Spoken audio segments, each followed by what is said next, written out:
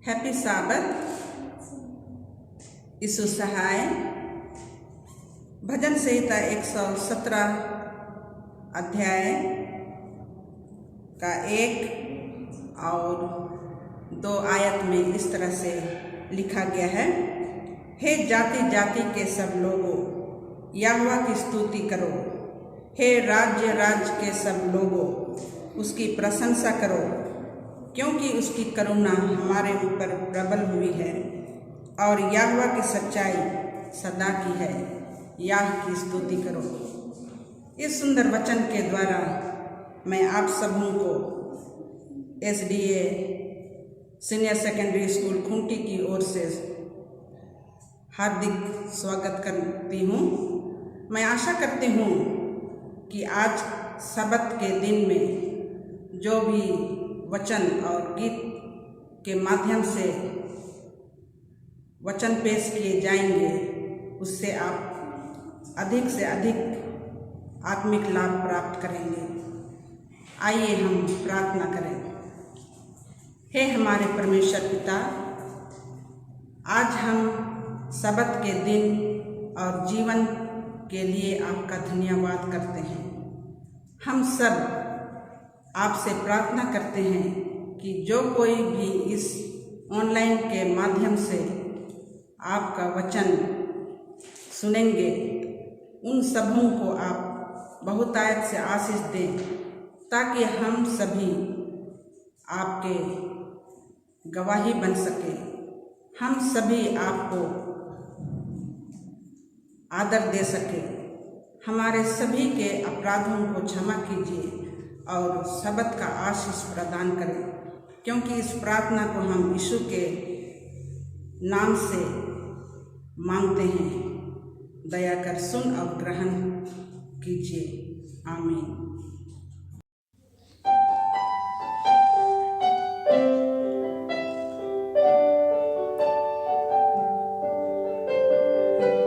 अब आओ प्यार से, अब आओ दर्द से, अब आओ धो लो अपने आप को मर्ज से। अब आओ देख लो उस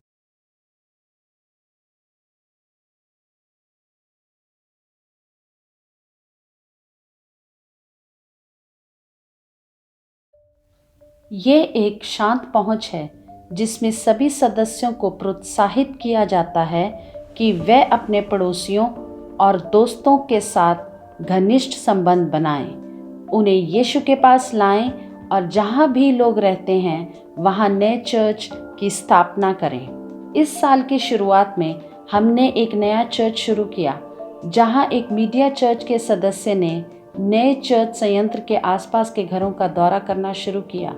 मेरा नाम सिमिलिया लाटिकुलो है और मैं एक इंजीनियर हूँ। मेरा नाम जोसेफिन लाटिकुलो है और मैं एक स्कूल शिक्षक हूँ। मुझे याद है एक समय वह मुझे हमारे घर पर एक नए चर्च के निर्माण की बात कर रहे थे।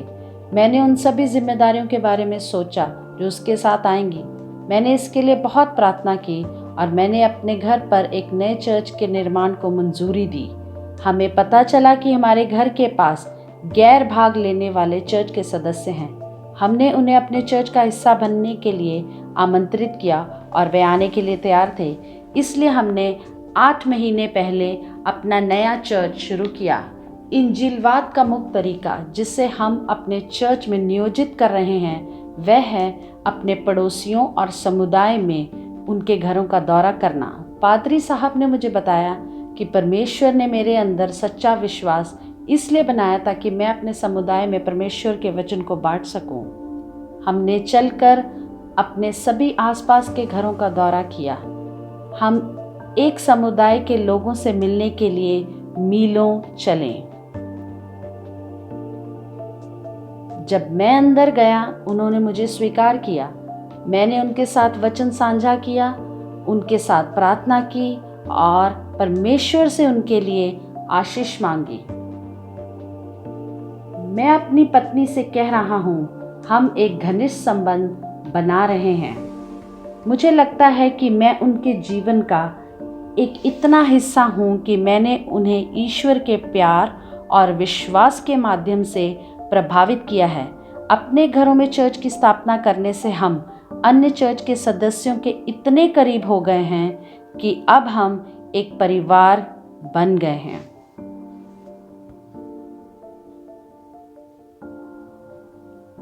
मुझे लगता है कि परमेश्वर ने मुझे अपने राज्य के लिए आत्माओं को जीतने के लिए एक आह्वान किया है ताकि मेरे जैसे पापी को भी एक मौका मिले। अगर आप उनके घर जाकर परमेश्वर के वचन को बांटेंगे तो वह भी परमेश्वर के राज्य का हिस्सा होंगे।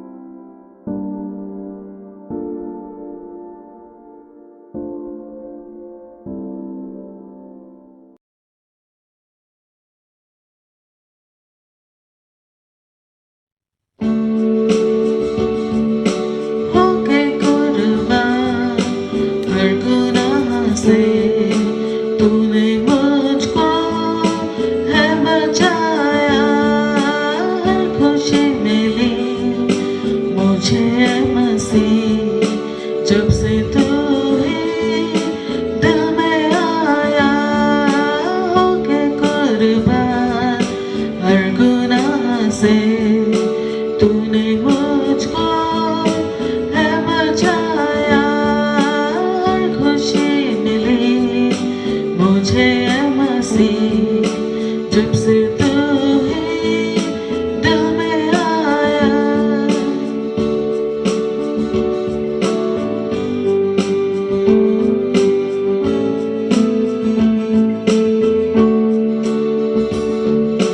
इस जहां की कोई दौलत लगती नहीं है प्यारी मुझे, इस जहां की कोई दौलत लगती नहीं है प्यारी मुझे, जब से प्यारा प्यारा तेरा नाम मेरे होठों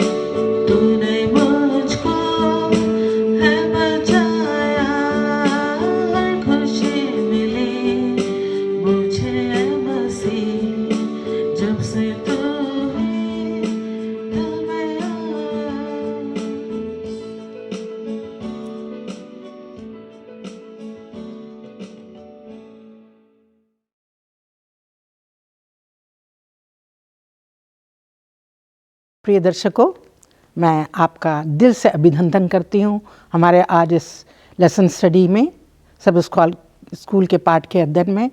परमेश्वर के शुक्रगुजार हैं, उसने हमें ये सुंदर अवसर दिया है और अच्छा स्वास्थ्य दिया है। और मैं धन्यवाद देना चाहती हूँ हमारे अजीज़ों का भी, हमारे जो मेहमान हैं पास्टर फ्रैंकलिन फ्रांसिस और पास्टर आर भारती, जो हमारे इस अध्ययन में हमारे साथ हो सकते हैं। और आपका भी बहुत बहुत धन्यवाद कि आप हमारे साथ जुड़े हैं और हम साथ बैठकर इन लेसन्स का अध्ययन कर सकते हैं। इससे पहले कि हम अपने पाठ में चलें, अध्ययन में चलें, मैं चाहती हूँ कि पास्टर आर भारती हमारे दुआ में अगुवाई करें। आइए दुआ करें। ज़मीन और आसमान के बनाने वाले परमपिता परमेश्वर, इस दुनिया के सृष्टिकर्ता, हमारे मालिक, हमारे परमेश्वर, हम अपने आप को तेरे हाथों में समर्पित करते हैं कि प्रभु हम इस पाठ के द्वारा जो आज सीखने के लिए जा रहे हैं, तेरे पवित्र वचन यशायाह की किताब से भविष्य में होने वाली घटनाओं के बारे में परमेश्वर तू हमारी अगुवाई कर। और परमेश्वर हमें समझ और बुद्धि, शक्ति और सामर्थ्य तेरी तरफ से मिले कि हम तेरे वचन को समझ सकें और अपने जीवन में इस्तेमाल कर सकें और हमारा जीवन एक दूसरे के लिए आशीष का जीवन हो सके। प्रभु हमारे तमाम दर्शकों के साथ हो और उनके जीवन में, उनके परिवार में परमेश्वर तू आशीष दे और उनको भी अपनी नज़दीके में ले चल। मसीह यीशु के नाम में मांगते हैं, आमीन। प्रिय दर्शकों, जैसा कि आप जानते हैं कि हमारा अध्ययन का आज का छठा पाठ है इस पहले त्रिमास का। और जैसे कि हमारे त्रिमास का शीर्षक है मेरे लोगों को दिलासा दे। ये परमेश्वर की तरफ से यशायाह को कहा गया है। हमारा जो आज का अध्ययन छठे पाठ का जो शीर्षक है वो है परमेश्वर का मजाक। प्रिय दर्शकों, मैं आपसे चाहूँगी कि आप भी अपने बाइबल को खोल लीजिए और हम याद वचन को पढ़ना चाहेंगे, जो कि यशायाह की किताब उसकी 25वें अध्याय की 9वीं आयत से लिया गया है। और बाइबल में इस तरह लिखा है, देखो हमारा परमेश्वर यही है, हम इसी की बाट जोते आए हैं कि वह हमारा उद्धार करे। यहोवा यही है, हम उसकी बाट जोते आए हैं, हम उससे उद्धार पाकर मगन और आनंदित होंगे। परमेश्वर के वचन के पढ़े जाने और सुने जाने पर आशीष दे। दर्शकों, जैसा कि आप जानते हैं कि हम यशायाह की पुस्तक का अध्ययन कर रहे हैं और आज खास जो हमारा विचार विमर्श का अध्याय होंगे वो होंगे 13 और 14। और ख़ास विषय जो है बेबीलोन है। एक बेबीलोन जो एक राष्ट्र है जिसके विषय में हम सीखेंगे और अध्ययन करेंगे। बेबीलोन जो है, जैसा कि बाइबल में इसका बहुत बारी वर्णन आया है और ये एक घमंड को और एक गर्व को जो है प्रतिबिंबित करता है। हम देखते हैं कि जो गर्व को अगर हम देखें, घमंड, बाइबल बताती कि परमेश्वर को जो है घमंड पसंद नहीं। वो नहीं चाहता कि कोई घमंड करे, क्योंकि हमारा परमेश्वर सबसे ज़्यादा समर्थशाली है। अगर हम अपने अध्ययन में चलेंगे, देखेंगे, सीखेंगे, अगर हम लोग अपने जीवन को देखें, कई बार हमारे जीवन में भी ये सब चीज़ें आ जाती हैं। हमारा परमेश्वर नहीं चाहता कि किसी तरह का भी गर्व या घमंड हमारे जीवन में हो, क्योंकि हम परमेश्वर के बनाए हुए हैं, उसकी सृष्टि हैं। हमारे जीवन में चाहे हम अगर अपनी खूबसूरती का घमंड करें, हमारे जीवन में किसी तरह का शारीरिक या कोई भी कार्य कुशलता हम में है उसका हम घमंड करें, या हम जो हमें किसी तरह की धन दौलत हमारे पास बहुत है, वैभव है हमारे पास, उसका हम घमंड करें, या आत्मिक, हम जब आत्मिक बातों में जब हम ज़्यादा हो जाते हैं, अपनी सोचते हैं कि हम सबसे धर्मी हैं, ये सब चीज़ों का घमंड करना परमेश्वर को पसंद नहीं। हमारा परमेश्वर सबसे ज़्यादा सामर्थी और वही परमेश्वर है और उसके सामने हम नम्रतापूर्वक आएँ, अपने घम को किसी तरह का भी ना करें। और इन्हीं बातों को आज हम इस छठे पाठ के अध्ययन से सीखेंगे और आप हमारे साथ रहें। आइए हम चलेंगे आज के अध्ययन में, जबकि रविवार का हमारा शीर्षक इस प्रकार से है, राष्ट्रों पर कयामत। मैं पास्टर फ्रैंकलिन के पास चलना चाहती हूँ और उनसे जानना चाहेंगे इस बारे में कि एक प्रेमी परमेश्वर अपने लोगों को दंड कैसे दे सकता है। हम रविवार के पाठ में हैं और जैसे कि मैडम ने हमको ये बताया कि इसका शीर्षक है राष्ट्रों पर कयामत। और जो प्रश्न जो है मैडम आपने किया है कि हमारा प्रेमी परमेश्वर जो है हमें दंड कैसे दे सकता है, उसमें हम थोड़े देर में आएंगे। पर हम अगर रविवार के पाठ में जाएंगे तो आज यशा 13वें अध्याय पर हम जो है वो मनन करेंगे। कई दिनों से जो है हम इस पर मनन करते आ रहे हैं और अभी मिसेस भारती ने भी बताया है कि इस पूरे सबत का जो पाठ होगा वो अहंकार पर, घमंड पर, गर्व पर होगा और उसके जो क्या प्रतिफल होते हैं वो आपने जो है मैडम वो बता दिया है। और हम यहाँ पर देखते हैं कि हम बार बार जो है वो बाबुल के बारे में पढ़ रहे हैं। बाबुल एक ऐसा राष्ट्र है और जिसके बारे में हम जानते हैं कि वो अहंकार से, घमंड से, गर्व से जो है वो भरपूर है। और हम यहाँ पर ये भी देखते हैं जब हम उसके यशा के 13वें अध्याय का अध्ययन करेंगे तो कई बार जो है बाबुल पर क्या करी गई है, वो चढ़ाई करी गई है। और हम यहाँ पर देखते हैं कि असीरियों ने जो है कम से कम 3-4 बार जो है उन पर विजय हासिल करी और उनको जो है वो हरा दिया।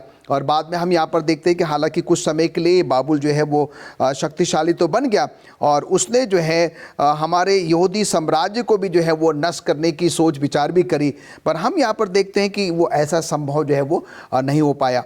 आज का जो शीर्षक है राष्ट्रों पर कयामत जो है, क्या कारण था कि इन राष्ट्रों पर जो है, विशेष करके हम जब बाबुल के बारे में बात करते हैं, उन पर कयामत जो है वो क्यों आई। और उसका सबसे बड़ा जो कारण था वो ये था कि उनके अहंकार के कारण, उनके घमंड के कारण, उनके जो है वो गर्व के कारण जो है वो ऐसा हुआ। और हम देखते हैं कि जैसा भी थोड़ा समय पहले आपने बताया कि हमारा परमेश्वर जो है अहंकार को, घमंड को, गर्व को बिल्कुल भी पसंद जो है वो नहीं करता। और हम देखते हैं कि पतन आने से पहले जो है वो गर्व आ जाता है और ये बहुत ही आम कहावत है जो कि अक्सर हम जो है वो सुनते आए।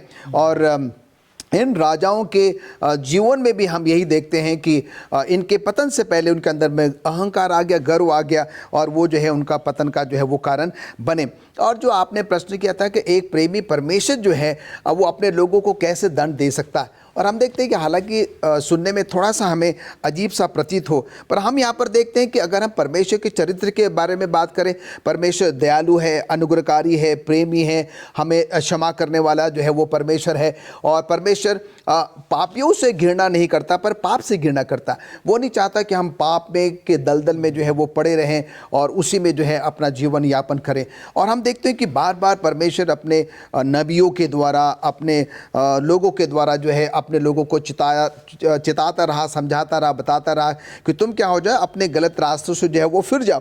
तुम्हारे अंदर में जो अहंकार है, जो घमंड है, जो गर्व है, उसको निकाल के तुम क्या करो, मेरी ओर जो है वो फिर जाओ। और हम यहाँ पर देखते हैं कि जब ऐसा नहीं हुआ तो परमेश्वर को कई बार जो है इस प्रकार की घटनाओं को जो है वो अनुमति देनी पड़ी, जहाँ से कि लोग इस बात को महसूस करें, इस बात को जो है वो समझे कि वो जो है कहीं एक अलग दिशा की तरफ जा रहे हैं। उनके अंदर में जो है वो मैंपन है, जो अहंकार है, जो घमंड है। और हम यहाँ पर देखते हैं कि यही सारी चीज़ें के कारण जो है ये इन राष्ट्रों में जो कि देखा गया और जो उनका जो है वो पतन का जो है वो कारण बना।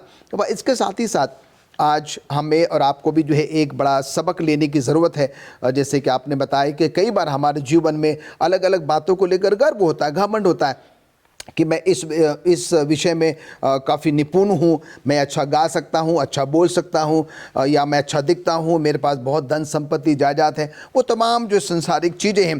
पर हम यहाँ पर देखते हैं कि परमेश्वर का वचन आज के सब स्कूल पाठ के माध्यम से मुझे ये बताता है, हम सबों को बताता है कि हमें और आपको जो है अहंकार से, घमंड से और गर्व से जो है अपने आप को बचना चाहिए। जो कुछ भी हमारे पास है उसमें हमें सिर्फ और सिर्फ प्रभु परमेश्वर की महिमा करनी चाहिए। जी, शुक्रगुजार हैं पास्टर। और पाप, ये घमंड जो है उसको एक पाप के नाम दिया गया है परमेश्वर। बिल्कुल, जी। आइए हम चलते हैं सोमवार के अध्ययन में अजीज़ों, और मैं पास्टर भारती से जानना चाहूँगी कि हमारे दर्शकों को बताएं बेबीलोन का बीता हुआ महान शहर, ये सोमवार के पर्चे का अध्ययन है। और मैं पास्टर भारती से जानना चाहती हूँ महान बेबीलोन के अंत से हमें क्या शिक्षा मिलती है। अभी मिसेज भारती और हमारे तमाम दर्शकों, हम जैसे इस पाठ के द्वारा बेबीलोन के बारे में खासकर बातचीत कर रहे हैं और पास्टर फ्रैंकलिन ने भी थोड़ा सा उसके बारे में बताया कि बेबीलोन शहर जो है उसकी शुरुआत ही, उसका चरित्र जो था शुरू से ही वो घमंड भरा रहा। अगर हम बेबीलोन की उत्पत्ति के बारे में देखें तो उत्पत्ति की किताब और उसके 11वें अध्याय में हम इसकी शुरुआत पाते हैं कि नूह के जो थे वो 3 बेटे थे, सेम, हेम और जापत। और नूह की फ्लड के बाद ये जो जो जल प्रलय आई, उस जल प्रलय के बाद जो है नूह का पहाड़ माउंट अरारात के ऊपर जो है वो आकर के रुका, क्योंकि उस इलाके में सबसे ऊंचा पहाड़ वही था। और जब थोड़ा पानी कम हुआ तो वो लोग उतर करके जो है पानी सूख गया, तब वो अरारात पर्वत की तलहटी में आकर के रहने लगे अपने परिवार के साथ। लेकिन कुछ समय के बाद जब इनकी जनसंख्या बढ़ने लगी तो ये हेमाइट ख़ानदान, जो हैम का ख़ानदान था, वो अपने लोगों को लेकर के, अपने ख़ानदान को लेकर के वो कुछ दूर पर जाकर सिनार देश में वो रहने लगा। और वो सिनार देश ही जो है वो बाबुल के नाम से जाना गया। और वहाँ जाकर के हम देखते हैं कि उन्होंने एक टावर बनाया। इस चीज़ को अपने मन में, अपने मन में सोचते हुए कि अगर दोबारा जो है वो बाढ़ आएगी तो हम इस टावर के ऊपर चढ़ करके अपने आप को बचा लेंगे। तो वहाँ से वो उल्टी सोच शुरू हुई कि परमेश्वर के वो उस वादे को भूल गए जो उन्होंने जो है मेघ धनुष के रूप में दिया कि मैं कभी भी इस दुनिया को पानी से बर्बाद नहीं करूँगा। लेकिन इंसान ने अपने आप को अपने तरीके से बचाने का इंतजाम किया और वहाँ उन्होंने टावर बनाना शुरू किया। लेकिन परमेश्वर नहीं चाहता था कि ये लोग जो हैं वो अपने तरीके से अपने आप को बचाएं, और इसलिए उन्होंने जो है वहाँ हम पाते हैं कि जो दूसरी मंजिल थी उसकी दीवारों पर उन्होंने कुछ चित्र बनाए और वहाँ उन्होंने जो है वो मूर्ति पूजा करने का वहाँ प्रोग्राम बनाया। लेकिन परमेश्वर को वो देख करके दुख हुआ और उसने उस टावर को बर्बाद कर दिया। लोग चितर बितर हो गए, इधर उधर जो है वो सब चले गए। और मैं एक इतिहास की किताब में पढ़ रहा था, मिसेज भारती, कि उन्हीं लोगों में से कुछ लोग जो थे वो हेमाइट ख़ानदान के लोग ही हमारे हिंदुस्तान के सिंधु घाटी के किनारे पर जो नदी है जो आज पाकिस्तान में है उसके किनारे पर आकर के बचे। और उनकी सोच जो थी वो उल्टी रही, वो परमेश्वर के विरोध में ही चलते रहे और उन्होंने आकर के उसी सोच को वहाँ जो है परमेश्वर से हट करके उन्होंने मूर्ति पूजा शुरू की। और आज हम देखते हैं कि ये जो आज पूरी दुनिया में जो परमेश्वर के विरुद्ध जो झूठी शिक्षा पाई जाती है वो कहाँ से शुरू हुई? बेबीलोन से शुरू हुई। और जैसे पास्टर फ्रैंकलिन ने बताया कि उस बेबीलोन का जो है वो क्या असर हुआ, हम देखते हैं कि 539 में जो है वो डैनियल के 5 अध्याय में हम पाते हैं कि जब पूरा देश के जो गिने चुने लोग थे, जो बहुत ही प्रमुख लोग थे, जब वो शराब पी करके एक हॉल में इकट्ठा होकर के डांस कर रहे थे, परमेश्वर का कहर उनके ऊपर टूटा। और जो साइरस था वो मादा फारस की फौज को लेकर के उसके ऊपर अटैक करा और उन्होंने तमाम लोगों को जान से मार दिया। खून की जो है नदियाँ बह गईं और बेबीलोन का खात्मा वहाँ से जो है वो शुरू हुआ। और हम पाते हैं कि 331 में सिकंदर ने जो है उसके ऊपर कब्जा करा, लेकिन 198 में जब रोमी लोग वहाँ पर आए उसको कब्जा करने के लिए देखा कि शहर सुनसान पड़ा है। और आज तक भी ये बेबीलोन जो इराक देश में पाया जाता है, उसके ईरान इराक के बॉर्डर पर जो है आज भी वो वीरान पड़ा हुआ है। केवल कुछ इराकी लोग उस शहर के किनारे पर जो है वो आज रहते हैं। तो मैं यहाँ पर बताना चाहता हूँ कि बेबीलोन एक झूठी शिक्षा का केंद्र है। बेबीलोन जो है आज एक सिस्टम को दिखाता है और जहाँ से झूठी शिक्षा शुरू हुई और वो झूठी शिक्षा आज भी परमेश्वर के विरुद्ध में आज भी इस दुनिया में पाई जाती है। लेकिन जिस तरह से बेबीलोन बर्बाद हुआ उसी तरह से ये झूठी शिक्षा का सिस्टम जो बेबीलोन को दिखाता है, आने वाले दिनों में ये परमेश्वर की भविष्यवाणी है यशायाह की किताब उसके 13 अध्याय की। और यहाँ केवल मैं एक आयत पढ़ रहा हूँ कि उस नगर के राजभवनों में हुंडार और उसके सुख विलास के मंदिरों में गीदड़ बोला करेंगे और विनाश का समय निकट आ गया है और उसके दिन बहुत नहीं रहे हैं। तो वो झूठी शिक्षा, वो बेबीलोन जो है आने वाले समय में उसके विषय में भविष्यवाणी है कि परमेश्वर उसको नाश करेगा। जैसे बाबल का टावर जो हेमाइट जो नूह के लोगों ने बनाया, नूह के परिवार ने बनाया, जो हेमाइट ख़ानदान के लोगों ने बनाया, परमेश्वर ने उसको बर्बाद करा। और आखिरी दिनों में भी उस सिस्टम को, उस बेबीलोन को परमेश्वर जो है वो ख़त्म करेगा।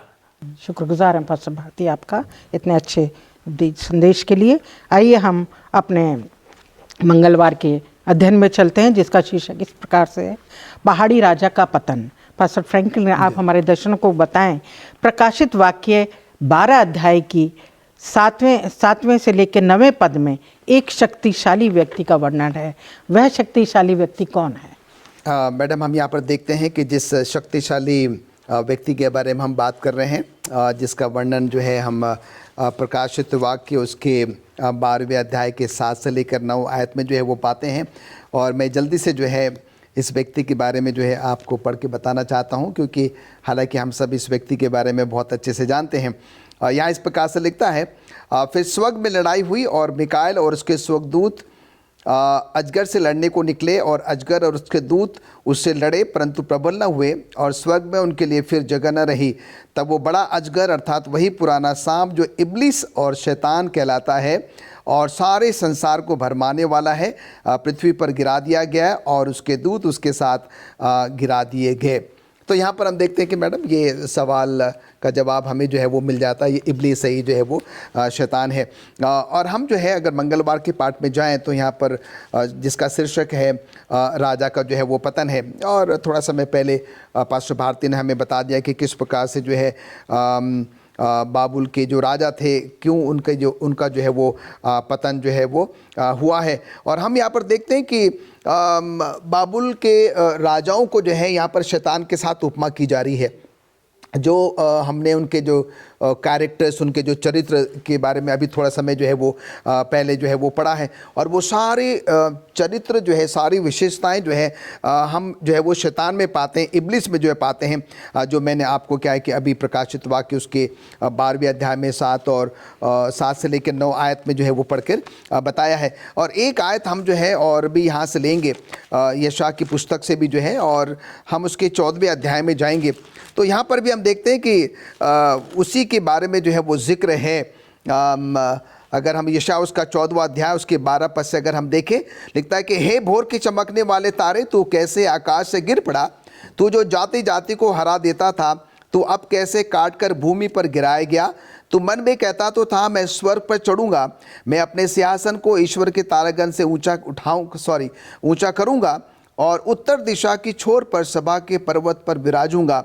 मैं मेघों से भी ऊंचे ऊंचे स्थानों पर ऊपर चढ़ूंगा, मैं परम प्रधान के तुल्य हो जाऊंगा, परंतु तू अधोलोक में उस गड्ढे की तह तक उतारा जाएगा। तो यहाँ पर हम देखते हैं कि ये दोनों आयतें जो है शैतान के बारे में जो है वो इब्लिस के बारे में जो है वो बात कर रही है। और हमने ये देखा कि जो अहंकार, जो घमंड, जो गर्व जो है बाबुल के राजाओं में हमने देखा, और जिसके कारण उनका पतन हुआ। और वही चीज़ें हम यहाँ पर देखते हैं कि जो शैतान है, इब्लिस, जिसके कैरेक्टरिस्टिक्स के बारे में अभी हमने जो है वो पढ़ा है। और हम यहाँ पर देखते हैं कि ये स्वर्ग में परमेश्वर का एक बहुत ही अहम दूत हुआ करता था, और इसके अंदर में जो है वो गर्व आ गया, घमंड आ गया, अहंकार आ गया। और हम यहाँ पर देखते हैं कि उसके वजह से क्या है कि उसको स्वर्ग से जो है नीचे पृथ्वी पर जो है वो गिरा दिया गया। ना सिर्फ उसको, पर उसके जितने भी जो अनुयायी थे, जो फॉलोवर्स थे, जो कि उसके बहकावे में जो आगे थे, और हम यहाँ पर देखते हैं कि उनको भी क्या कर दिया गया, नीचे जो है वो गिरा दिया गया। अगर हम एजेकिएल उसका 28वें अध्याय को पढ़ें तो यहाँ पर राजा शोर के बारे में बात हो रही है, और हम यहाँ पर ये देखते हैं कि ये राजा के अंदर में भी बहुत गर्व, बहुत घमंड था। और यहाँ तक तो वो अपने आप को कहता है कि मैं तो ईश्वर हूँ। और हम इन तीनों उदाहरणों को जब देखते हैं, बाबुल के राजाओं को हमने लिया, शैतान को हमने लिया, शोर के राजा को हमने लिया, तीनों में एक ऐसी समानता है, वो है अहंकार, घमंड और गर्व। और इन तीनों में एक सामान्य बात पाई जाती है, और इसके कारण क्या हुआ, उनका जो है वो पतन हुआ, उनको जो है नीचे फेंक दिया गया। हम देखते हैं कि परमेश्वर जो है घमंड को बिल्कुल भी पसंद नहीं करता। और हम सबों के लिए जो एक बहुत ही अच्छा सबक है आज के सबक स्कूल पाठ के माध्यम से श्रोताओं, और हम सब जो है हमें एक बहुत ही अच्छा सबक लेना चाहिए कि अगर हमारे अंदर में ये घमंड या गर्व या मैंपन अगर है, तो हमें जो है वो उसको सचमुच में त्यागने की जो ज़रूरत है। क्योंकि ये बातें जो हम पढ़ रहे हैं ये हमें इस बात का संदेश देती हैं। अगर हम जो है वो अपने अंदर में से वो गर्व घमंड नहीं निकालेंगे, तो हमारा भी जो यही हश्र जो है वो हो सकता है। हाँ, पास्टर, मैं देख रही थी कि उन्होंने अपने आप को परमेश्वर के बराबर करना चाहा, उसके तुल्य जाना करना चाहा, और परमेश्वर का अनादर है, इस तरह से जो बहुत अनादर है। जी, शुक्रिया आपका पास्टर फ्रैंकलिन। आइए हम बुधवार के अध्ययन में चलते हैं, और जिसका शीर्षक है स्वर्ग का फाटक। और मैं पास्टर भारती से चाहूँगी कि हमारे दर्शकों में इस बात पर रोशनी डालेंगे कि स्वर्ग के फाटक और देवताओं के फाटक में क्या अंतर है। ये जैसे हम ये अभी सीख रहे हैं, ये एक नई चीज़ जो है अभी सामने आई है, स्वर्ग का फाटक। और इसकी उत्पत्ति के बारे में मैं अपने दर्शकों को पहले बताना चाहूँगा। और इसके लिए हम उत्पत्ति की किताब उसका 28 अध्याय को अगर हम पढ़ें, और ख़ास करके मैं 17-16 आयत से पढ़ रहा हूँ। उत्पत्ति की किताब उसका 28 अध्याय की 16, 17, 18 आयत में, तब याकूब जाग उठा और कहने लगा, निश्चय इस स्थान में यहोवा है, और मैं इस बात को ना जानता था। और भय खाकर उसने कहा, यह स्थान क्या ही भयानक है, यह तो परमेश्वर के भवन को छोड़ और कुछ नहीं हो सकता, वरन यह स्वर्ग का फाटक ही होगा। भोर को याकूब उठा और अपने तकिए का पत्थर लेकर उसका खंभा खड़ा किया और उसके सिर पर तेल डाला। उसने उस स्थान का नाम बेतेल रखा। तो यहाँ हम उत्पत्ति पाते हैं कि स्वर्ग के फाटक की उत्पत्ति जो है वो कहाँ पर हुई, कि याकूब जब अपने माता पिता से दूर जो है वो भाग रहा था, अपने मामा के घर जा रहा था, थक करके वो रात को जब लेटा तो उस रात में उसको सपन दिखाई दिया। और उस सपन में वो देखता है कि एक सीढ़ी जो है वो स्वर्ग से लेकर के ज़मीन तक जो है वो रखी हुई है, और उस पर स्वर्ग के फरिश्ते आ जा रहे हैं। और जब वो जागा तो उसने ये महसूस किया कि ये परमेश्वर का स्थान है, ये स्वर्ग का फाटक है, जहाँ से लोग ऊपर नीचे जो है वो फरिश्ते आ रहे हैं। तो वो था परमेश्वर का फाटक, परमेश्वर के स्वर्ग में जाने का रास्ता। और वहाँ जो है हम देखते हैं कि इस बेतेल का जो इसने नाम रखा, उसका भी मतलब है परमेश्वर का घर। बेतेल का मतलब है परमेश्वर का घर। और याकूब भी कहता है कि ये जो है वो स्वर्ग का फाटक है। तो जो परमेश्वर का घर है उसका फाटक के बारे में हम आज सीख रहे हैं। और दूसरा जो है हम यहाँ पर सीख रहे हैं देवताओं का फाटक, जो हमने बेबीलोन के बारे में हमने सीखा।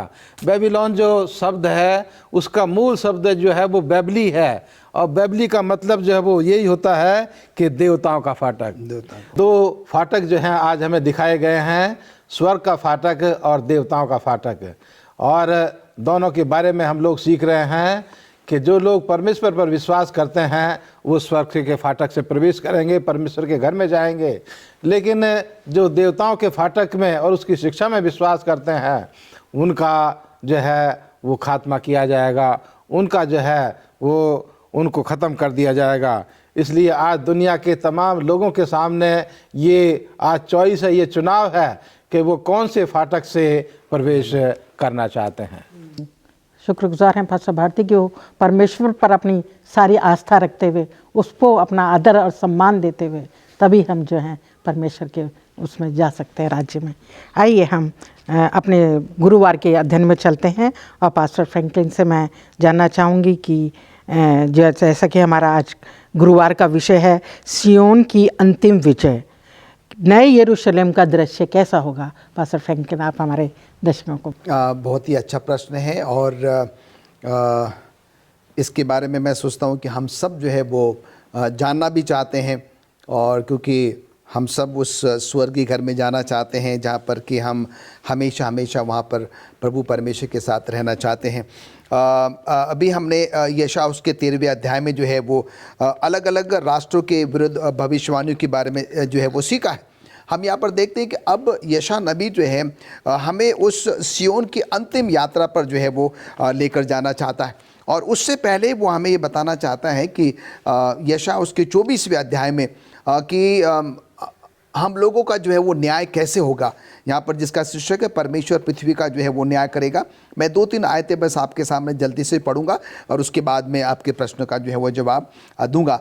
सुनो, यहोवा पृथ्वी को निर्जन और सुनसान करने पर है, वो उसको उलट कर उसके रहने वालों को तितर बितर करेगा। और जैसी यजमान की वैसे याजक की, जैसे दास की वैसे स्वामी की, जैसी दासी की वैसे स्वामिनी की, जैसे लेने वाले की वैसे बेचने वाले की, जैसे उधार देने वाले की वैसे उधार लेने वाले की, जैसे ब्याज लेने वाले की वैसे ब्याज देने वाले की, सबों की एक ही दशा होगी।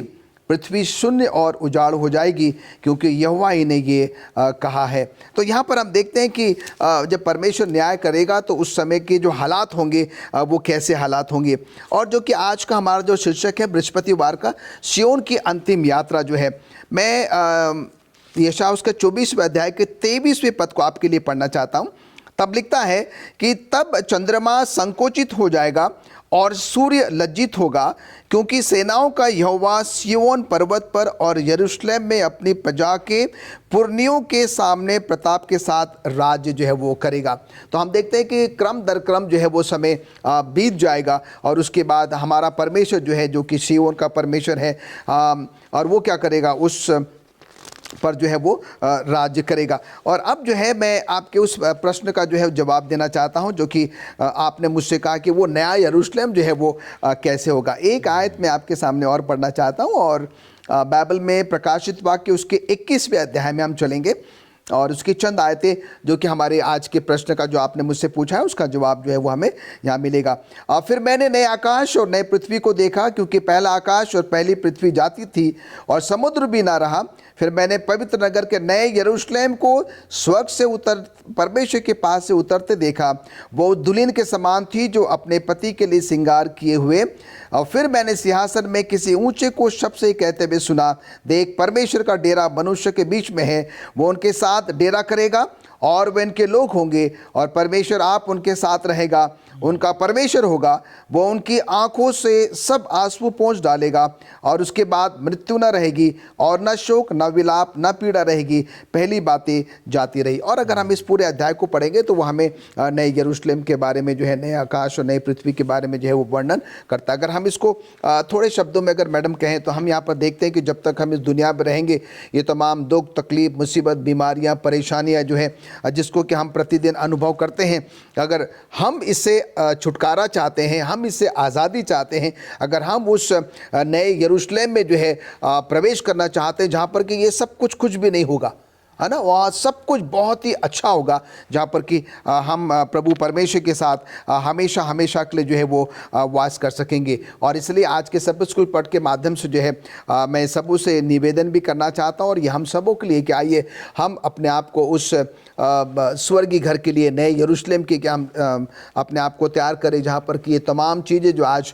मैं और आप अनुभव कर रहे हैं वो हम अनुभव नहीं करेंगे, और वहाँ पर हम और हमारे तमाम जो लोग हैं वहाँ पर हमेशा हमेशा के लिए जो है एक खुशी का जीवन जो है वो यापन करेंगे।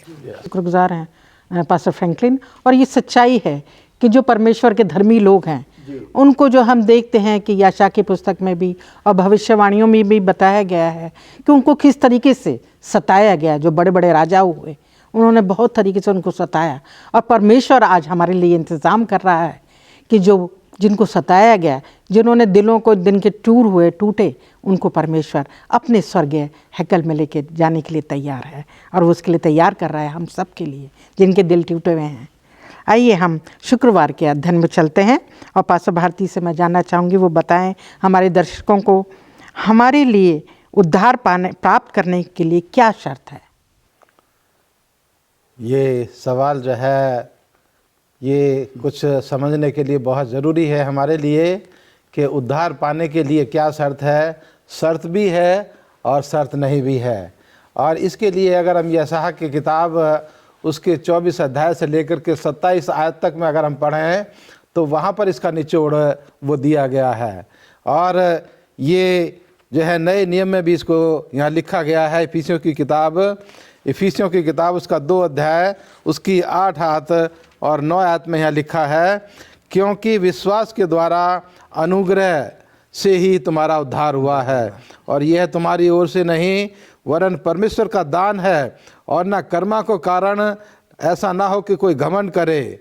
ये मैं यहाँ पर बताना चाहता हूँ जो यशायाह ने हमें दिखाया कि उद्धार प्राप्त करने के लिए हमें जो है केवल एक ही काम करना है, और वो है कि हमें परमेश्वर यीशु मसीह पर विश्वास करना है। आप इसको किस तरह से देखते हैं? आप इसको शर्त के तौर पर देखते हैं या आप एक इसको जो है वो चुनने के बारे में देखते हैं? एक आप जो है इसको स्वेच्छा से देखते हैं? ये आपके ऊपर निर्भर करता है। लेकिन बाइबल अजीजों, मेरे दर्शकों, ये बताती है कि अगर हमें उद्धार प्राप्त करना है तो हमारे लिए ज़रूरी है कि हम खुदावंद यीशु मसीह पर विश्वास करें। लेकिन कोई भी आदमी ये घमंड ना करे, जैसा इफिसियों की किताब में लिखा है कि कोई भी आदमी ये घमंड ना करे कि ये हमें उद्धार जो है हमारे कामों के द्वारा मिला है, लेकिन उद्धार जो है वो विश्वास के द्वारा और परमेश्वर के अनुग्रह से जो है वो हमें उद्धार मिलता है। जैसा हम लोगों के जीवन में देखते हैं, और ख़ास करके एक ही उदाहरण मैं देना चाहता हूं कि यीशु मसीह जब सलीब के ऊपर टंगे हुए थे तो उनके दोनों तरफ भी दो व्यक्ति थे, और उसमें से एक व्यक्ति अपने ज़िंदगी के आखिरी क्षणों में वो खुदा के ऊपर विश्वास करता है और परमेश्वर का अनुग्रह उसके ऊपर होता है, और वो उसको कहता है कि तू मेरे साथ परमेश्वर के राज में होगा। तो ये हम इसको जो है कंडीशन भी कह सकते हैं, शर्त भी कह सकते हैं, या एक हमारे सामने चॉइस है कि हम क्या करना चाहते हैं। अगर हम इस दुनिया के इस दुख और तमाम तरह की परेशानियों से अपने आप को बचा करके एक अच्छे जीवन में प्रवेश करना चाहते हैं तो ज़रूरी है कि हम खुदावंद यीशु मसीह पर विश्वास करें, तब परमेश्वर का अनुग्रह हमारे जीवन पर होगा और हमें उद्धार प्राप्त होगा। शुक्रगुजार हैं पास्टर भारती आपके ना अच्छे वचनों के लिए जो आपने हम लोगों को, हमारे दर्शकों को सिखाए।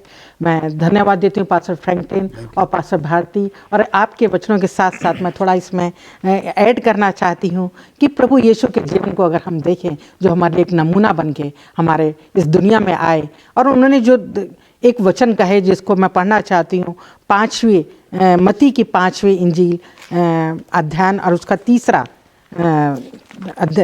आयत में इस तरह लिखा है, धन्य है वे जो मन के दीन हैं क्योंकि स्वर्ग का राज्य उन्हीं का है। उनको परमेश्वर ने धन्य कहा है जो अपने आप को नम्र करते हैं, हम्बल करते हैं, दीन करते हैं, हीन करते हैं। और घमंड किस बात का? क्योंकि सारी आशीष और सारी सामर्थ जो भी हमारे पास है, जो भी ब्लेसिंग और जो भी आशीष है हमारे परमेश्वर की तरफ से मिलती है, वो परमेश्वर का दान है, उसकी गिफ्ट है हमारे पास।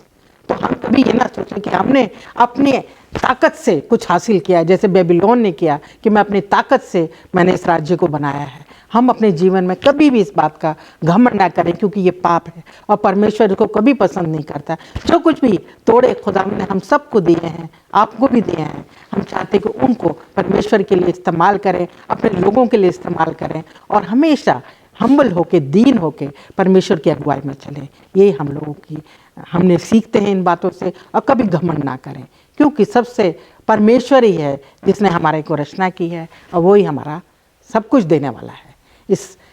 इन अपने विचारों के साथ हम अपने आज के अध्ययन को ख़त्म करना चाहते हैं, और मैं चाहती हूँ कि पास्टर फ्रैंकलिन हम लोग के लिए दुआ में अगुवाई करें। आप सबको इस वचनों के द्वारा आशीष मिले।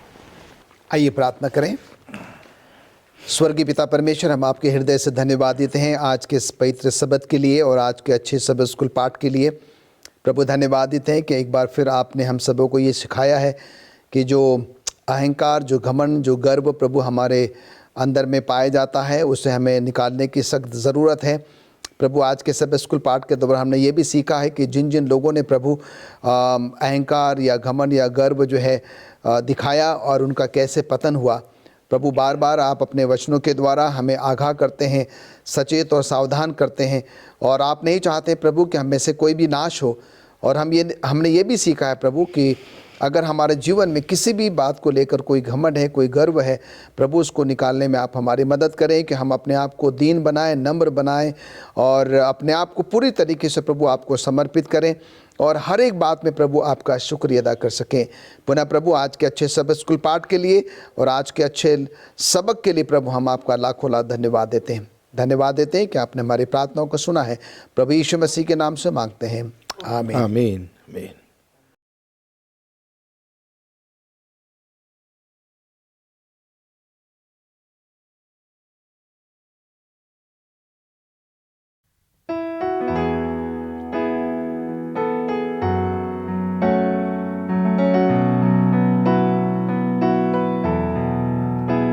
सोने चांदी से भी ज्यादा कीमती तू, हीरे मोती से भी ज्यादा कीमती तू, सोने चांदी से भी ज्यादा कीमती कीमती तू, हीरे मोती से भी ज्यादा कीमती मेरे खुदा तू है सब कुछ मेरा,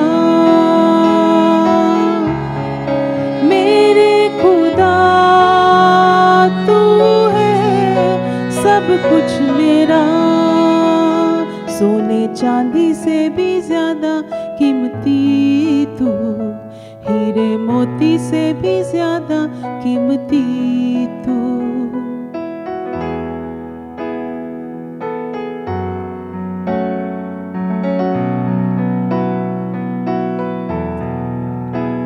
तू कदूस है, तू रहीम है,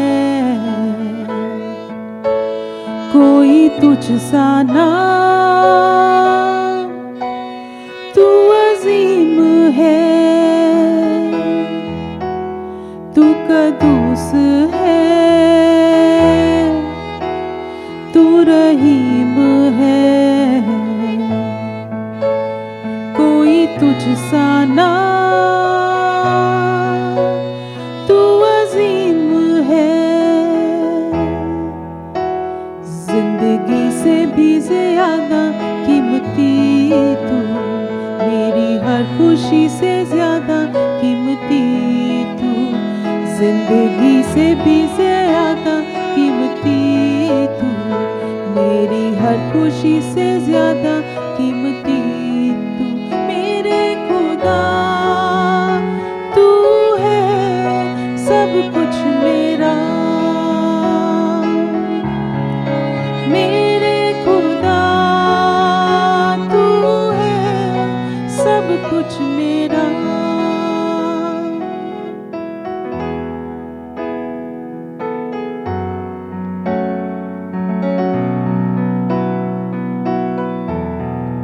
मेरे खुदा तू है सब कुछ मेरा,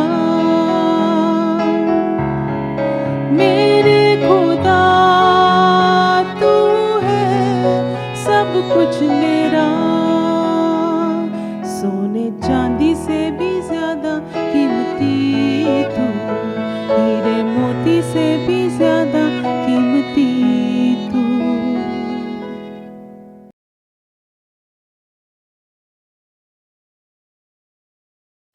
परमेश्वर में आप सबको फिर से एक बार मेरा सलाम।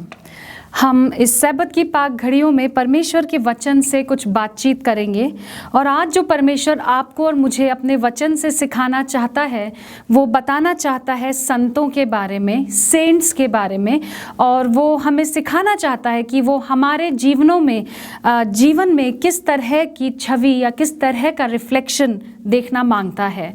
अगर आज हम अपने चारों तरफ दृष्टि डालें तो हम देखते हैं दुनिया के हर धर्म में, हर रिलीजन में सेंट्स का कॉन्सेप्ट जो है या संतों का एक कॉन्सेप्ट है वो है, जहाँ पर हर धर्म में कुछ लोगों को एक स्पेशल दर्जा जो है वो दिया जाता है और वो लोग दूसरों के लिए उदाहरण बनते हैं, एग्जाम्पल बनते हैं। और हम देखते हैं कि हर धर्म में इस तरह के लोगों को हम अक्सर संत के नाम से ही बुलाते हैं। कैथोलिक चर्च में भी संतों का जो है बहुत बड़ा इम्पॉर्टेंट रोल है, उनकी एक महत्वपूर्ण भूमिका है। और अगर हम उसकी हिस्ट्री को देखें तो बहुत लंबी प्रक्रिया से गुजर कर किसी व्यक्ति को जो है वो संत बनाया जाता है।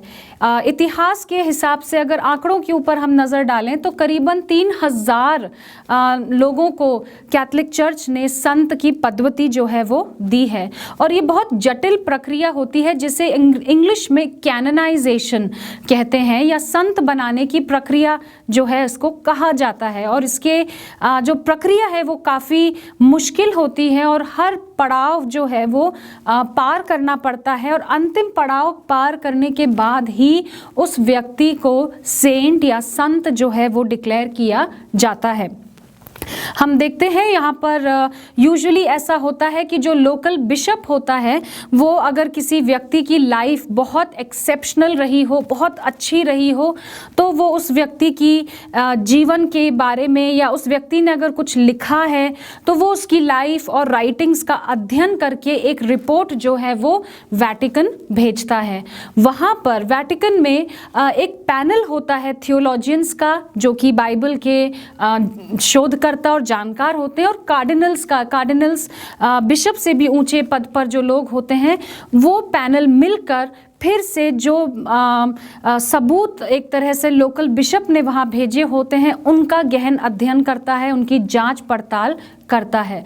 और अगर ये पैनल भी संतुष्ट हो जाता है कि हाँ इस व्यक्ति का जीवन वाकई बहुत अच्छा था, तब वहाँ पर हम देखते हैं उस इंसान को डिक्लेयर किया जाता है कि वो कैथोलिक गुणों का एक अच्छा उदाहरण है। अभी भी उसे संत डिक्लेयर नहीं किया जाता, लेकिन उसे कैथोलिक वर्च्यूज़ या कैथोलिक गुणों का एक बहुत अच्छा एग्जाम्पल या उदाहरण मानकर लोगों तक ये संदेश पहुँचाया जाता है कि आप चाहें तो इनकी तरह या इनको अपना आइडियल बनाकर अपना जीवन जी सकते हैं। इसके बाद सेंटहुड के पाने को अगला जो पद या अगला पड़ाव या अगला स्टेप जो होता है उसे बीआटिफिकेशन कहते हैं। इसका अर्थ होता है कि जैसे हम हमारे भारत में लोक देवी देवता का कॉन्सेप्ट देखते हैं, बीआटिफिकेशन कुछ उससे मिलता जुलता है, क्योंकि यहाँ पर ऐसा होता है कि अगर अगले पड़ाव में इंसान की जो जीवनी है वो पहुँच जाती है, तो ऐसा माना जाता है कि जिस एरिया को, जिस प्रांत को वो इंसान बिलोंग करता था या जहाँ से वो आता था या जहाँ पर उसने अपना अधिकतर जीवन जिया था, वहाँ के लोग उसे क्या करते हैं, एक स्पेशल दर्जा या आदर जो है वो या सम्मान जो है वो दे देते हैं। लेकिन इसके लिए बीआटिफाइड होने के लिए या बीआटिफिकेशन पाने के लिए इस व्यक्ति के मृत्यु के बाद इसके नाम पर एक मिरेकल जो है वो दर्ज होना चाहिए या एक आश्चर्य कर्म दर्ज होना चाहिए। और ये आश्चर्य कर्म कुछ ऐसा होना चाहिए जैसे इस फला व्यक्ति ने मुझे सपने में आके कुछ बोला, कहा और वो पूरा हो गया, या मैं एक ऐसी बीमारी से ग्रस्त था या थी, लेकिन इस व्यक्ति को स्वप्न में देखने के बाद मैं चंगा हो गया। कुछ ऐसा मिरेकल जो है वो इस व्यक्ति के नाम पर जब तक दर्ज नहीं होता तब तक ये व्यक्ति बीआटिफाइड नहीं होता। अगर हम हाल ही का अपने ही देश का एग्जाम्पल लें तो 2003 में मदर टेरेसा को बीआटिफाई किया गया था, क्योंकि उनके नाम पर एक मिरेकल दर्ज हुआ था। उसके बाद एक आखिरी प्रक्रिया और होती है, तब जाकर वो व्यक्ति सेंट या संत जो है वो कहलाता है, या कैथोलिक चर्च उसे सेंट की पदवती से नवाज देता है। और वो प्रक्रिया ये है कि यदि उस व्यक्ति के मरने के बाद एक और मिरेकल, दूसरा मिरेकल उसके नाम पर यदि दर्ज हो जाता है और जांच पड़ताल के बाद पक्का हो जाता है कि ये वाकई एक मिरेकल था या आश्चर्य कर्म था, तब उस व्यक्ति को क्या होती है, वेटिकन सिटी संत की पदवती दे देती है। जैसे अगेन अगर मदर टेरेसा का ही हम एग्जाम्पल लें तो 2016 में जब उनके नाम पर एक दूसरा मिरेकल दर्ज किया गया, और ये आसान प्रक्रिया नहीं होती, कई साल इसकी जांच पड़ताल में जो है वो लगते हैं, इसकी पुष्टि में लगते हैं, इसकी वैलिडिटी को अफर्म करने के लिए कई साल जो हैं वो इस प्रक्रिया में लग जाते हैं। और इसीलिए 2016 में मदर टेरेसा की मृत्यु बहुत पहले हो गई थी, लेकिन हम देखते हैं 2016 में ही उनको संत की पदवती दी गई। ये तो है अगर हम देखना चाहें तो मैन मेड ट्रेडिशन या इंसान के द्वारा स्थापित की गई परंपराएं। आइए आज आप और मैं देखेंगे बाइबल संतों के बारे में या सेंट्स के बारे में क्या कहती है। इसके लिए मेरे साथ निकाल लीजिए पहला कुरिन्थियों उसका पहला बाब और उसका दूसरा पद। यहाँ लिखा है, परमेश्वर की उस कलीसिया के नाम जो कुरिन्थुस में है। और यहाँ पर पौलुस जो है वो अपना लेटर जो कुरिन्थियों की कलीसिया है उनको संबोधित करते हुए कह रहे हैं, अर्थात उनके नाम जो यीशु में पवित्र किए गए हैं और पवित्र होने के लिए बुलाए गए हैं। इसका अगर इंग्लिश इंग्लिश में ट्रांसलेशन देखें तो आप समझ जाएंगे मैं क्या कहना चाह रही हूँ। इंग्लिश में इस प्रकार लिखा है, to the church of God that is in Corinth, to those sanctified in Christ Jesus called to be saints. यहाँ पर पौलुस किसी मृत व्यक्ति को संत नहीं बुला रहा, एक जिंदा जीती जागती कलीसिया जिसमें जिंदा जीते जागते लोग हैं, रहते हैं, जीते हैं, उनको वो संत कहकर बुला रहा है। और यहीं पर हम देखते हैं हमें बहुत सिंपल डेफिनेशन संत की जो बाइबल के द्वारा दी गई है हमें मिलती है। सबसे पहली बात अगर हम देखें तो मैन मेड ट्रेडिशन में संत बनने के लिए आपको और मुझे मरना पड़ेगा और फिर एक और बहुत लंबी प्रक्रिया से गुजरना पड़ेगा। लेकिन यहाँ पर पौलुस जिंदा जीते जागते लोगों को संत कहकर संबोधित कर रहा है। अर्थात बाइबल की जो डेफिनेशन है सेंट्स को लेकर शायद वो मानव द्वारा बनाई गई परंपराओं से कुछ भिन्न है। आज हम उसी पे चर्चा करेंगे और इसीलिए मैंने जो टॉपिक आज का चुना है उसका टाइटल या जो बात करने के लिए टाइटल चुना है वो है गॉड वॉन्ट्स लिविंग सेंट्स। परमेश्वर जिंदा संत चाहता है, मृतक नहीं। और यहाँ पर हम देखते हैं जो छोटी सी वर्किंग डेफिनेशन हमें यहाँ पौलुस देता है, पहला कुरिन्थियों पहला बाब और उसके दूसरे पद में मैं रिपीट कर रही हूँ, to those sanctified in Christ Jesus called to be saints. यहाँ पर हम देखते हैं यहाँ पर हमें दो प्रकार की या दो लेवल पर डेफिनेशन जो है मिलती है और ये डेफिनेशन कम इन्विटेशन है क्योंकि लिखा है to sanctified in Christ Jesus and then called to be saints, और कॉलिंग क्या है, इन्विटेशन है। तो यहाँ एक डेफिनेशन भी है और एक इन्विटेशन भी है। और संत कौन हुए इस डेफिनेशन के हिसाब से, जिनके वो लोग जिनके नाम या वे लोग जो यीशु मसीह में क्या किए गए हैं, पवित्र किए गए हैं। अर्थात वो कैसे लोग हैं, वो कुछ अलग कुछ भिन्न प्रकार के लोग हैं और उनके पास एक स्पेशल क्वालिफिकेशन है। और वो क्वालिफिकेशन क्या है, परमेश्वर प्रभु यीशु मसीह में वो क्या किए गए हैं, अलग करे गए हैं, पवित्र किए गए हैं, सैंक्टिफाई किए गए हैं। और इस इनविटेशन के आगे हम देखते हैं ये वो लोग हैं जो यीशु मसीह के नाम के कहलाए जाते हैं, who call upon the name of Jesus. ये यीशु मसीह के नाम को पुकारते हैं और यीशु मसीह के ही नाम के द्वारा पहचाने जाते हैं। अर्थात हम पवित्र भी किए गए हैं और पवित्र होने के लिए बुलाए भी गए हैं। यहाँ पर सेंट का एक रफ ट्रांसलेशन हिंदी में क्या किया गया है, पवित्र लोग या अलग करे हुए लोग। और मैं अलग करे हुए क्यों कह रही हूँ ये हम थोड़ा सा आगे और सीखेंगे। अगर हम जो वर्ड पौलुस यूज करता है सैंक्टिफाइड, अर्थात सैंक्टिफिकेशन को हम हिंदी में क्या कहते हैं, पवित्रीकरण। अर्थात ये जो संत बनने की प्रक्रिया है ये पवित्रीकरण की एक प्रक्रिया होती है और ये प्रक्रिया बाइबल हमें सिखाती है कैसी है, लाइफ लॉन्ग, आजीवन चलने वाली प्रक्रिया है। जिस दिन से हम यीशु मसीह को अपना मुंजी कबूल कर लेते हैं या अगर हम यूं कहें जिस दिन से हम बपतिस्मा ले लेते हैं, पवित्रीकरण की प्रक्रिया उस दिन से स्टार्ट होकर हमारे जीवन की आखिरी सांस तक चलती रहती है। जैसे पौलुस कहता है मैं उस निशाने की ओर दौड़ा चला जाता हूँ और अपने जीवन के अंत में वो क्या हासिल करना चाहता है, वो पवित्रीकरण का एंड जो वो अनंत जीवन का ताज है वो हासिल करना चाहता है। तो पवित्रीकरण की जो प्रक्रिया है ये हमारे साथ पूरे जीवन जो है वो चलती है और इसीलिए आप और मैं हम जीवन अपना जीते हुए, अपना जीवन इस पृथ्वी पर यापन करते हुए ही संत बनने का हक रख सकते हैं, संत बनने का दर्जा हम हासिल कर सकते हैं। उसके लिए हमने अपना जीवन गंवाने की ज़रूरत नहीं, अपनी जान देने की ज़रूरत नहीं, क्योंकि परमेश्वर, हमारा परमेश्वर क्या है, जीवन देने वाला है, मृत्यु के उपरांत भी जीवन देने वाला है, मृत्यु पर विजय प्राप्त करने वाला हमारा परमेश्वर है।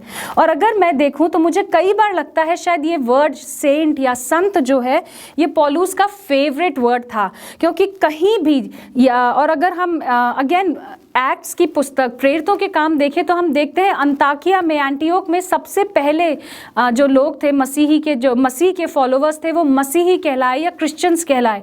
लेकिन कहीं पर भी पौलुस जब भी अपनी पत्रियों में परमेश्वर के लोगों को संबोधित करता है तो वो क्रिश्चियन वर्ड या मसीही वर्ड यूज़ नहीं करता, वो उन्हें संत कहकर ही बुलाता है। और अगर हम गिनती करें थियोलॉजियंस की बात को माने तो करीबन 60 बार अपनी पत्रियों में पौलुस जो है वो संत शब्द का प्रयोग करता है। अर्थात इसका मतलब एक बात अभी तक हमेशा शायद समझ आ गई होगी कि परमेश्वर जो है वो लिविंग सेंट्स चाहता है, मृतक नहीं। God wants living saints. God wants कि आप और मैं आज अपने जीवन में एक संत की तरह जीवन व्यतीत करें, हमें उसके लिए मरने की ज़रूरत नहीं। और मैं ऐसा क्यों कह रही हूँ कि संत बनने के लिए हमें मरने की ज़रूरत नहीं? क्योंकि भजन संहिता 115:17 में यहाँ साफ लिखा है, मृतक जितने चुपचाप पड़े हैं वे तो यहाँ की स्तुति नहीं कर सकते। The dead do not praise the Lord. तो मरने के बाद अगर हमें कोई पदवती मिल भी जाए तो उससे ना हमें फ़ायदा ना किसी और को फ़ायदा हो सकता है, और ना हम उस पदवती का फ़ायदा उठाकर परमेश्वर के नाम को महिमा दे सकते हैं। यशाया 38 में 18वें और 19वें पद में लिखा है, क्योंकि अधलोक तेरा धन्यवाद नहीं कर सकता, ना मृत्यु तेरी स्तुति कर सकती है। जो कब्र में पड़े हैं वे तेरी सच्चाई की आशा नहीं रख सकते। जब हम मर चुके हैं तो हमारे अंदर कोई आशा, चाहे हम कितना ही सच्चा जीवन क्यों ना जिए हो, चाहे हम सच्चाई में अपना जीवन व्यतीत क्यों ना किए, हमारी हर आशा ख़त्म हो जाती है, जाती रहती है। हमारी आशा सिर्फ हमारी आखिरी सांस तक ही हमारे साथ रहती है। जीवित, हाँ जीवित ही तेरा धन्यवाद कर सकते हैं, भविष्यवक्ता हमें बताता है। अर्थात जब हम इस पृथ्वी पर जी रहे हैं तभी हम संत के जीवन को जी सकते हैं, और तभी हमारे जीवन, इस प्रकार के जीवन को जीने से परमेश्वर के नाम को क्या मिल सकती है? महिमा और आदर मिल सकता है। अगर हम सेंट या संत शब्द की ग्रीक रूट, जहाँ से ये वर्ड इंग्लिश में ट्रांसलेट किया गया है, अगर हम इसकी ग्रीक वर्ड को देखें तो ग्रीक वर्ड जो है वो है हागियोस, और इसका मतलब होता है सेट अपार्ट। इसीलिए मैं बार बार कह रही थी पवित्र होना मतलब इस दुनिया से शायद अलग कर दिया गया। सेट अपार्ट या होली वन, एक ऐसी चीज़ जो मुकद्दस है, जो बहुत पवित्र है, और जिसको इतनी पवित्र है कि उसको हम दुनिया की आम चीज़ों के साथ मिक्स कर नहीं रखते, हम उसको सेट अपार्ट, हम उसको अलग जो है वो रख देते हैं। और यहीं पर हमें आपके और मेरे जीवन के लिए, आपके और मेरे रहन सहन के लिए, आपके और मेरे चरित्र के लिए पतरस जो है हमें एक और बहुत इलैबोरेट, जो हमने डेफिनेशन पहला कुरिन्थियों 1:2 में पढ़ी, उसका एक इलैबोरेट और डिटेल्ड फॉर्म पतरस हमें पहले पतरस उसके दूसरे पद और 9वें पद में जो है वो देता है। हम में से कई लोगों को ये शायद पद याद हो, पर तुम एक चुना हुआ वंश और राज पदाधिकारी याजकों का समाज और पवित्र लोग और परमेश्वर की निज प्रजा हो। भाइयों बहनों, इन की वर्ड्स पर ध्यान दीजिए। चुना, याजकों का पद, राज पदाधिकारी याजकों का समाज, निज प्रजा, इसलिए कि जिसने तुम्हें अंधकार में से अपनी अद्भुत ज्योति में बुलाया है, उसके गुण प्रकट करो। यहाँ पर हमें एक और बहुत क्लियर डेफिनेशन मिलती है। अगर आप और मैं यीशु मसीह के नाम के कहलाए जाते हैं, अगर आप और मैं यीशु मसीह के अनुयायी हैं, तो हम क्या हैं? हम एक चुना हुआ वंश है, हम स्पेशली सेलेक्टेड पीपल हैं। किंग जेम्स वर्जन कहता है वी आर अ पिक्यूलियर मतलब ऐसे लोग जो भीड़ में एक साथ खो नहीं सकते, भीड़ में शामिल भी नहीं हो सकते, वो भीड़ से अलग ही दिखेंगे। कितनी भी बड़ी भीड़ क्यों ना हो, वो उससे अलग ही दिखेंगे। तो हम एक चुना हुआ, हम सेट अपार्ट हैं, हम होली हैं, इसीलिए हम चुना हुआ वंश हैं। याजक शब्द यूज किया गया है आपके और मेरे लिए, अर्थात हम वाकई क्या हैं? हम होली हैं, हम पवित्र हैं, हम याजकों का समाज है। और याजक लोग क्या थे? याजक लोग वो लोग थे, ये लेवीय वंश के थे, जो परमेश्वर के मंदिर में, जो कि पवित्र स्थान था, अगेन होली वर्ड, पवित्र स्थान था, उसमें काम करते थे, परमेश्वर की सेवकाई करते थे। और हम क्या हैं? परमेश्वर की निज प्रजा हैं, हम परमेश्वर के अपने लोग हैं, हम उसके उत्तराधिकारी हैं। और इसीलिए उसने हमें क्या किया है, उसने हमें इस दुनिया के अंधकार से अलग किया गया है, उसने हमें ज्योति में बुलाया। आ गया कॉन्सेप्ट सेट अपार्ट का। उसने हमें संसार के पाप और अंधकार भरे वातावरण से अलग कर दिया है, चुन लिया है, ताकि हम उसकी क्या कहलाएं, निज प्रजा कहलाएं। और अगर हम थोड़ा सा और सोचें कि हमें क्यों अलग किया परमेश्वर ने, या हमें क्यों पवित्र होने को कहता है, या हमें बार बार ये क्यों कहता है तुम मेरी प्रजा हो और इसीलिए तुम इस दुनिया के नहीं हो। यीशु मसीह साफ कहते हैं कि तुम दो मालिकों की सेवा नहीं कर सकते, या तो तुम एक को पसंद करोगे और या दूसरे को तुम तुच्छ जानोगे। और हम यहाँ पर देखते हैं यही बात पतरस कह रहा है कि हम इस संसार के नहीं हैं अगर हम यीशु मसीह के नाम के कहलाए जाते हैं, हम उससे अलग हैं। और पहला पतरस 1:15 में आगे कहता है, पवित्र बनो क्योंकि मैं पवित्र हूँ, be holy for I am holy. अर्थात जिसने हमें चुना है, अलग किया है, अपनी निज प्रजा ठहराने के लिए संसार के अंधकार से ज्योति में बुलाया है, वो पवित्र है। क्योंकि वो पवित्र है, वो हमसे भी क्या एक्सपेक्ट करता है, वो हमसे भी यही एक्सपेक्ट करता है कि हम पवित्र बने। और पवित्र बनने के लिए हमें मरने की ज़रूरत नहीं भाइयों बहनों, पवित्र हमें इस जीवन काल में ही बनना है। We need to be holy right now, क्योंकि जो टेंस यूज़ किया गया है वो प्रेजेंट टेंस यूज़ किया गया है, पवित्र बनो क्योंकि मैं पवित्र हूँ।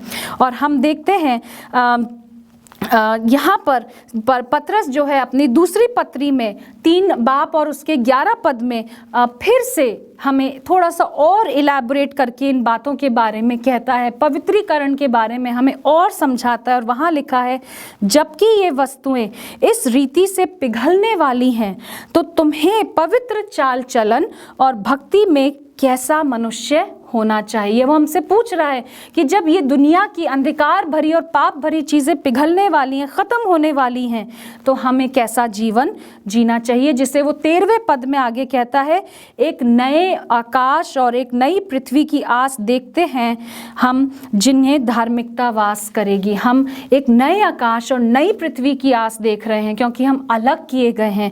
और इसीलिए हमारा जीवन कैसा होना चाहिए, ऐसा होना चाहिए जैसा एक धार्मिकता भरा जीवन नए आकाश और नए पृथ्वी में वास करेगा।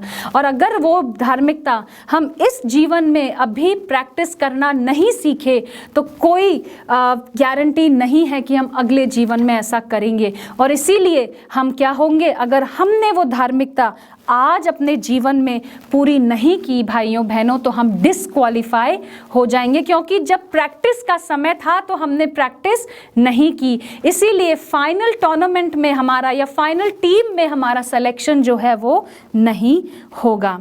भाइयों बहनों, बाइबल में कई चीज़ों को पवित्र जो है वो कहा गया है या कई लोगों को पवित्र ठहराया गया है। माउंट जायन, mount Sinai, mount of transfiguration, जहाँ पे यीशु मसीह का रूप उनके चेलों के सामने बदल गया था, जो तेल मसा करने के लिए याजकों के ऊपर उंडेला जाता था उसे होली ऑयल कहा जाता था। परमेश्वर की हैकल को पवित्र स्थान कहा जाता था और उसके पार्ट्स भी क्या कहलाते थे, पवित्र स्थान और महापवित्र स्थान। हम पर देखते हैं परमेश्वर का जो ठहराया हुआ दिन है सब्त, वो भी क्या कहलाता है, वो पवित्र कहलाता है। कई लोगों को Holi profits, Holi man and women of God Bible में कहा गया है। यीशु मसीह के लिए होली चाइल्ड वर्ड यूज किया गया और हम देखते हैं होली एंजल्स, एंजल्स को भी पवित्र जो है वो कहा गया है। अर्थात पवित्रता, होलीनेस हम समझ सकते हैं इन सब बातों से परमेश्वर के कैरेक्टर, परमेश्वर के चरित्र का एक इंट्रिंसिक, एक बहुत ही अहम पहलू है। और इसीलिए परमेश्वर कहता है कि अगर तुम मेरे नाम के कहलाते हो तो तुम्हें भी पवित्र बनना पड़ेगा, तुम्हें भी संत बनना पड़ेगा, क्योंकि मैं पवित्र हूँ। और हम, बाइबल हमें साफ कहती है कि पहला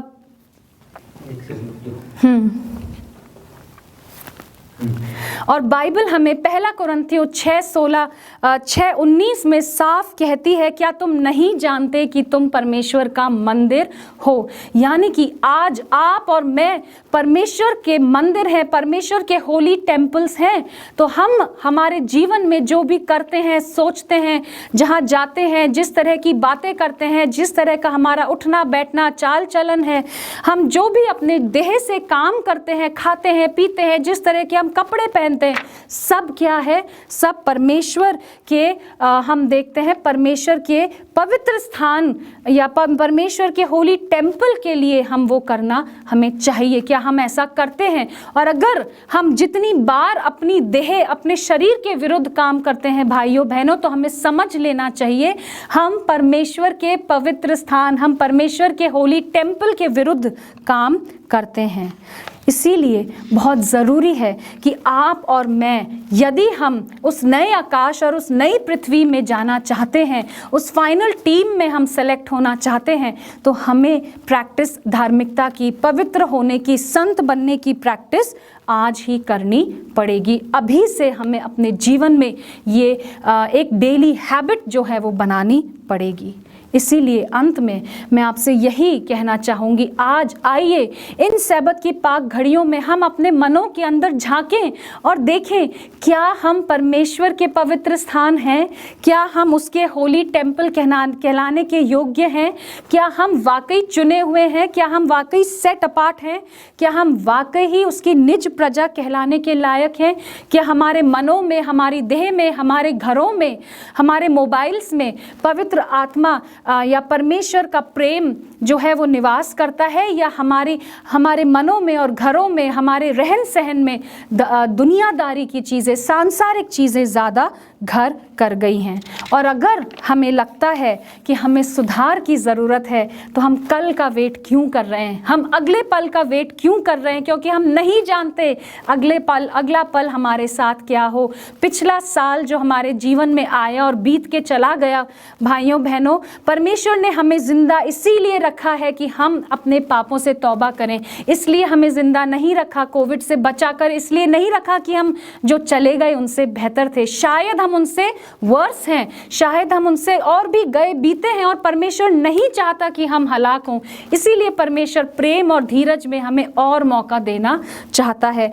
और पिछला साल हमें ये भी समझा देता है, सिखा देता है कि अगले पल का कोई भरोसा नहीं। तो आइए आज ही से हम जान लें, परमेश्वर हमसे एक जीता जागता सेंटहुड चाहता है। परमेश्वर चाहता है कि हम आज अपने जीवन में संत बनने की प्रक्रिया को प्रैक्टिस अभी से करना स्टार्ट करें। और अगर हमारे जीवन में कोई कमी है, तो आइए हम अभी अपने घुटनों पर जाएं, परमेश्वर से हिम्मत मांगे, माफ़ी मांगे, पवित्र आत्मा की सामर्थ मांगे और परमेश्वर से साफ कह दें, परमेश्वर मेरा the spirit is willing but the flash is week, इसीलिए तेरी सामर्थ में मैं होकर सब कुछ कर सकता हूँ। क्योंकि हमें अपनी तैयारी संत बनने की यहीं से शुरू करनी है। तभी उस नए आकाश, उस नई पृथ्वी में जब हम जाएंगे, तो हम मूसा का वो गीत गा सकेंगे जहाँ पर धार्मिकता, उस लैंड में जा सकेंगे, उस नए यरूशलेम में जा सकेंगे जहाँ पर धार्मिकता वास करती है। और अगर हम वहाँ पहुँच गए, तो आप जानते हैं आपको और मुझे क्या प्रिविलेज मिलेगा। पहला कुरिन्थियों 6 बाब उसके 2 पद के पहले पार्ट में लिखा है, क्या तुम नहीं जानते पवित्र लोग जगत का न्याय करेंगे। मैं उस ज्यूरी में पार्टिसिपेट करना चाहती हूँ, मैं चाहती हूँ मैं उस ज्यूरी में हूँ। क्या आप चाहते हैं? आइए हम मिलकर अभी से अपने जीवनों को दुरुस्त करें और अभी से संत बनने की प्रैक्टिस यहाँ से शुरू करें, आज ही से शुरू करें। क्योंकि बाइबल इफिसियों 2:19 में हमें साफ कहती है, हमारा जीवन इस दुनिया में कैसा है? एक मुसाफिर की तरह है। हम यहाँ पर परमानेंट रेजिडेंट्स नहीं हैं, हमारी मंजिल कोई और है, हमारा ठिकाना कहीं और है। और आइए हम उस ठिकाने के अनुसार अपनी यात्रा को सही कर लें, अपने मार्ग को परमेश्वर के हिसाब से, परमेश्वर के वचन के हिसाब से अलाइन कर लें, ताकि हम उस ठिकाने तक पहुंच सके जिसकी ओर पौलुस भी जो था वो दौड़ा चला जाता है। अंत में मैं आपसे एक बार फिर कहना चाहूँगी, परमेश्वर हमसे लिविंग सेंट्स चाहता है, वो डेड सेंट्स नहीं चाहता। इसीलिए सबसे ज़्यादा अगर सेंट शब्द बाइबल में इस्तेमाल हुआ है तो वो प्रकाशित वाक्य में हुआ है, उसके बाद भजन संहिता में हुआ है और उसके बाद इफिसियों की पत्री में हुआ है। लेकिन प्रकाशित वाक्य में इसीलिए हुआ है ताकि आप और मैं ये जान लें वहाँ पर सिर्फ संत पहुँच सकेंगे, और वहाँ जो संत पहुँचेंगे वो वही होंगे जिन्होंने संत होने की, संत के समान जीवन जीने की प्रैक्टिस इसी धरती पर कर ली है। मसीही जीवन आसान नहीं है। मैं और आप, हम जो डेली इस नाम के कहलाते हैं और जीते हैं, हम जानते हैं it is a very high calling. बहुत एक्सपेक्टेशंस हैं हमारे मुंजी के मन में हमारे प्रति, क्योंकि उसने भी अपना सब कुछ न्याछावर कर दिया। आइए हम भी अपने अब उस पहलू को अपने आप से निकाल कर दूर कर दें, अलग कर दें, जो हमें संत बनने से रोक रहा है। हमें किसी वैटिकन के अप्रूवल की ज़रूरत नहीं। परमेश्वर ने ये अधिकार आपको और मुझे पहले से ही दे दिया है। परमेश्वर हमें ऑलरेडी ये दर्जा दे चुका है। ज़रूरत है कि हम अपने जीवन को अब उसके हिसाब से सही कर लें। ज़रूरत है हम अपने जीवन को उस तरह मोल्ड कर लें कि वाकई लोग देखकर और कह सकें, जैसा पौलुस कहता है, to the church of God that is in Corinth, called to be saints together with all those. हमें सेंट्स बनने के लिए तैयार होना है, ताकि लोग भी, जैसे पौलुस कुरिन्थियों की कलीसिया को कॉल्ड टू बी सेंट्स कह रहा है, लोग हमें भी देखकर कह सकें, हाँ ये वाकई सेट अपार्ट हैं, ये वाकई पवित्र लोग हैं, ये वाकई इस दुनिया से अलग किए गए हैं। आइए भाइयों बहनों, हम जो मसीह के कहलाते हैं, हम समझ लें कि हम वाकई स्पेशल हैं, not because of who we are but because who called us to whom we belong. हम स्पेशल इसलिए नहीं कि हम क्या हैं, हम स्पेशल इसलिए हैं कि जिसने हमें बुलाया है, जिसने हमें अलग किया है, वो स्पेशल है। तो आइए हम यहीं से, आज से अपना जीवन इस प्रकार कर लें कि वाकई हम जिंदा संत, परमेश्वर के जिंदा संत कहला सकें। परमेश्वर हम सबको आशीष दे। आइए हम दुआ करें। जिंदा और बुजुर्ग आसमानी बाप, तू जो पूरी कायनात का मालिक है और जिसने हमें अपने हाथों से, अपने नथनों की श्वास फूंक कर अपनी छवि में बनाया, परमेश्वर हम जानते हैं तू पवित्र है, और क्योंकि हम तेरी छवि में बने थे, हम भी पवित्र थे, लेकिन हमने तेरे साथ बलवा किया और तुझे छोड़ दिया। और तूने तब भी अपने प्रेम में अपने इकलौते पुत्र को भेजा, ताकि जो अलगाव, जो रिश्ता हमारा टूट गया था, जो दूरी हम में आ गई थी, वो रिश्ता दोबारा स्थापित किया जा सके। और जब यीशु मसीह ने हमें संत होने का दर्जा दे दिया है, क्योंकि उसने क्रूस पर अपनी जान दी, और आज वो जिंदा तेरे दाहिने हाथ पर बैठा है। प्रभु जी, हम तुझसे इल्तिजा करते हैं कि तू हमें वो सामर्थ्य दे और पवित्र आत्मा का बल दे कि हम भी संत कहलाने लायक हो सकें, और हम वाकई तेरे नाम के लिविंग सेंट्स कहलाने वाले हों, ना कि हमें संत बनने के लिए मौत के पार जाना पड़े। परमेश्वर हम सबको हिम्मत दे कि हम तेरे वचन के अनुसार अपना जीवन जीने वाले हों। ये दुआ मांगते हैं आपके प्यारे बेटे और हमारे मुंजी यीशु मसीह के नाम में। सुने और कबूल करें बाप। आमीन।